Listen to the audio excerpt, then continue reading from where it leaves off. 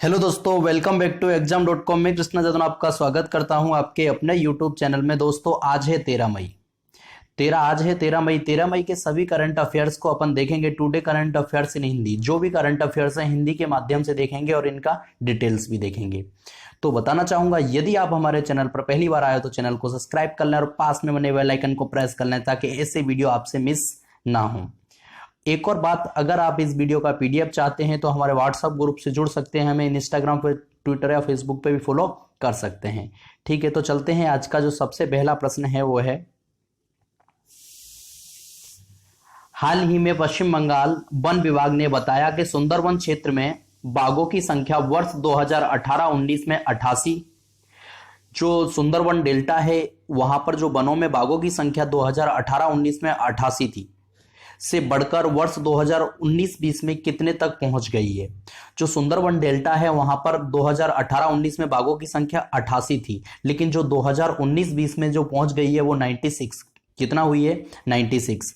8 की बढ़ोतरी हुई है। कितने की? 8 बाघों की बढ़ोतरी हुई है। कहां पर? सुंदरवन डेल्टा क्षेत्र में। आपको ध्यान रखना है।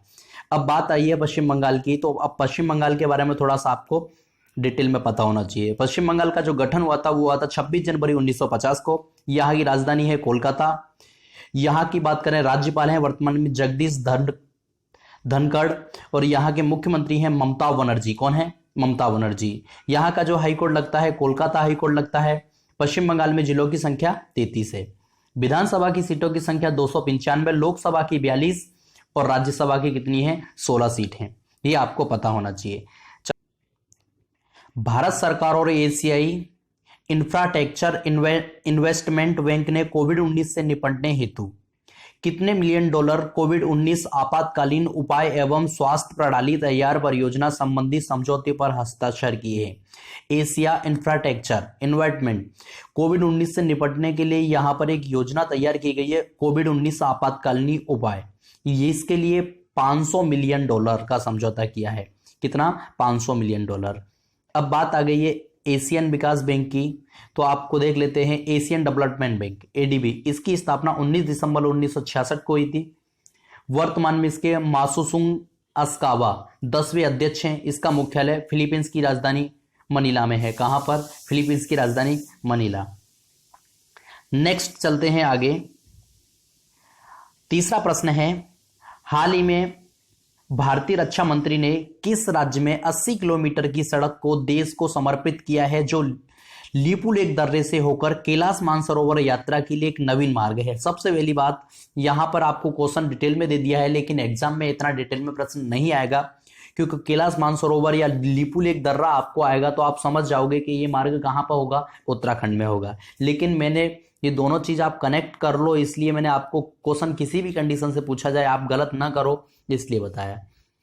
तो रक्षा मंत्री ने ये सड़क कहां पर चालू की है? उत्तराखंड में। लिपुलेख दर्रा उत्तराखंड में है। कैलाश मानसरोवर आपको पता है, कैलाश मानसरोवर यात्रा के लिए 80 किलोमीटर की जो सड़क मार्ग है वो रक्षा मंत्री ने उत्तराखंड में चालू किया, ये पता। अब बात आ गई है उत्तराखंड की, तो इसके बारे में थोड़ा सा आपको पता होना चाहिए। उत्तराखंड का गठन हुआ था 9 नवंबर 2000 को। कब हुआ था? 9 नवंबर 2000 को। उत्तर प्रदेश से अलग होकर एक राज्य बना था। राजधानी की बात करें देहरादून। कहां पर है? देहरादून। ठीक है। मुख्यमंत्री त्रिवेंद्र सिंह रावत हैं। यहाँ के वर्तमान में लेटेस्ट टाइम के जो गवर्नर हैं वो हैं बेबी रानी मौर्य। कौन है?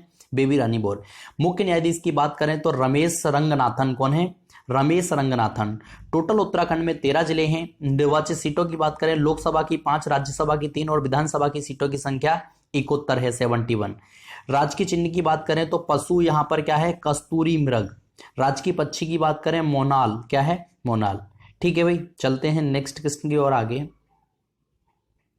भारतीय रिजर्व बैंक द्वारा जारी नवीनतम आंकड़ों के अनुसार वित्तीय वर्ष 2019-20 के दौरान स्वर्ण भंडार में कितने टन की वृद्धि दर्ज की गई है? जो आरबीआई ने जो आंकड़े जारी किए हैं वर्ष 2019-20 के, उसमें जो स्वर्ण भंडार में कितने टन की वृद्धि हुई है वो है 40.45 टन। 40.45 टन ये भारत में स्वर्ण की वृद्धि हुई है। 40.45 टन की वृद्धि हुई है सोने में, ध्यान रखेंगे। ये आंकड़े आरबीआई ने जारी करे हैं, तो आरबीआई के बारे में अपन डिटेल में देख लेते हैं। इसकी स्थापना 1 अप्रैल कब हुई थी? 35 को। इसका राष्ट्रीयकरण हुआ था 1 जनवरी 1950 को। इसका मुख्यालय कहां पर है? मुंबई में। इसके वर्तमान में अध्यक्ष हैं शक्तिकांत दास और अध्यक्ष को बोलते हैं गवर्नर। कौन बोलते हैं? आरबीआई का गवर्नर बोलते हैं, हेड। ठीक है, ध्यान रखेंगे कौन है? शक्तिकांत दास। चलते हैं नेक्स्ट आगे। केंद्रीय वित्त मंत्री निर्मला सीतारमण ने हाल ही में कितने राज्यों को राजस्व घाटा अनुदान के रूप में 6,195 करोड़ रुपए जारी किए हैं? देखो, वित्त मंत्री निर्मला सीतारमण ने कितने राज्यों को राजस्व घाटा अनुदान के रूप में 6,195 करोड़ जारी किए हैं? तो 10 राज्यों के लिए। कितने राज्यों के लिए? 10। अब बात, ये प्रश्न आपके लिए है, वीडियो को बाद में पूरा देखें, लेकिन सबसे पहले इसका आंसर आप कमेंट बॉक्स में कमेंट करके बताएं। प्रधानमंत्री नरेंद्र मोदी जी का जन्म कहाँ हुआ था? जो लेटेस्ट टाइम के अपने प्राइम मिनिस्टर ने, उनका जन्म कहाँ पे हुआ था? Option A Gujarat, option B Maharashtra, option C Madhya Pradesh, option D Delhi. और एक और बात, अगर आप इस वीडियो का PDF चाहते हैं तो हमारे व्हाट्सएप ग्रुप से जुड़ सकते हैं। PDF के लिए ये हमारा नंबर है। और आप इस वीडियो को पहली बार देख रहे हो तो चैनल को सब्सक्राइब कर लें और वीडियो को लाइक और शेयर करना ना भूलें।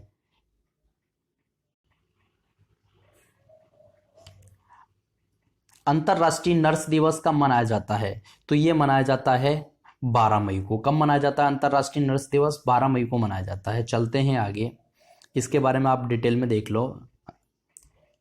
फ्लोरेंस नाइटिंगेल का जन्म ब्रिटिश परिवार में 12 मई 1820 को हुआ था, जिसके उपलक्ष्य में जो नर्स दिवस मनाया जाता है, विश्व नर्स डे मनाया जाता है।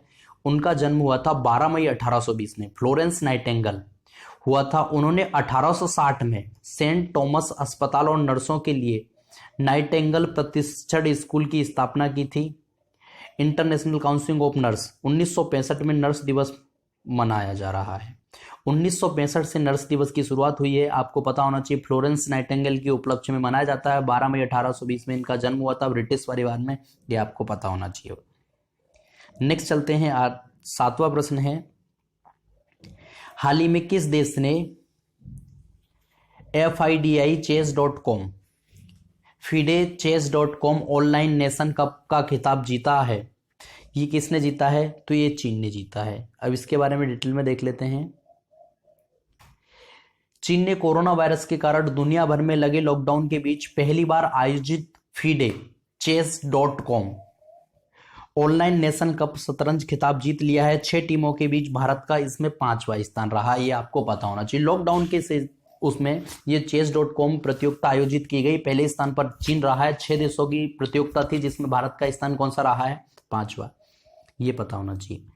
8वां प्रश्न है अपना, केंद्रीय कृषि मंत्री नरेंद्र सिंह तोमर ने हाल ही में किसानों को ऑनलाइन पोर्टल के माध्यम से अपनी फसल की उपज बेचने की सुविधा प्रदान करने हेतु राष्ट्रीय कृषि बाजार के साथ कितने नई मीडिया का एकीकरण किया है? मंडियां हैं यहाँ पर, मंडियों का एकीकरण किया है।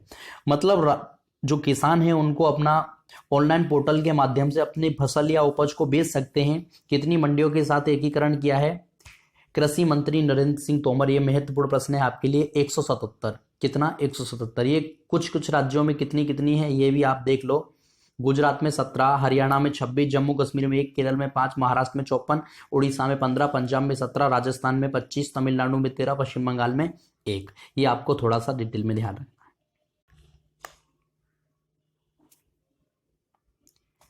केंद्र सरकार ने सभी यूनियन टेरिटरी और राज्यों द्वारा आधार नंबर से राशन कार्ड को लिंक करने की डेडलाइन किस तारीख के लिए बढ़ा दी गई है? जो राशन कार्ड होते हैं वो राशन कार्डों को आधार से लिंक करने की जो डेट पहले थी उसको बढ़ा दिया गया है। यहाँ पर उसको बढ़ाकर कर दिया गया है कहाँ तक? 30 सितंबर तक। कहाँ तक कर दिया है? 30 सितंबर तक कर दिया है। ठीक है, अब बात करते हैं, इसमें देख लेते हैं। केंद्र सरकार ने 11 मई 2020 को स्पष्ट कर दिया कि राशन कार्ड को आधार करने की जोड़ने की अवधि सितंबर तक बढ़ा दी गई है। दोस्तों, अगर आपको ये वीडियो अच्छा लग रहा है तो वीडियो को लाइक और शेयर अवश्य कर दें, क्योंकि आपके लाइक से बहुत ही ज्यादा मोटिवेशन मिलता है। दूसरी बात, यदि आप इस वीडियो पर पहली बार आए हो तो चैनल को सब्सक्राइब भी कर लें, जिससे आपको ऐसे अच्छे वीडियो मिस ना हो। चलते हैं आगे, 10वां प्रश्न और अंतिम प्रश्न, हाल ही में किस राज्य के पुलिस ने घर बैठे हुए प्राथमिकी दर्ज करवाने के FIR आपके द्वार योजना शुरू की है? ये किस राज्य ने FIR आपके द्वार योजना शुरू की है? तो ये है मध्य प्रदेश सरकार। आप घर बैठे शिकायत कर सकते हैं अगर आपको कोई प्रॉब्लम है, तो ये मध्य प्रदेश सरकार ने शुरू किया है, ध्यान रखेंगे। अब बात आ गई है मध्य प्रदेश की, तो मध्य प्रदेश के बारे में थोड़ा सा देख लेते हैं। मध्य प्रदेश का गठन 1 नवंबर 1956 को हुआ था। यहाँ की राजधानी भोपाल है। यहाँ के वर्तमान में राज्यपाल हैं लालजी टंडन। यहाँ के मुख्यमंत्री हैं शिवराज सिंह चौहान। कौन है? शिवराज सिंह चौहान। यहाँ का जो हाई कोर्ट है वो है जबलपुर में लगता है, और खंडपीठ कहाँ पे है? ग्वालियर और इंदौर में है। यहाँ पर विधानसभा की बात करें तो 230, लोकसभा की बात करें तो 29, राज्यसभा की बात करें तो 11 सीटें हैं।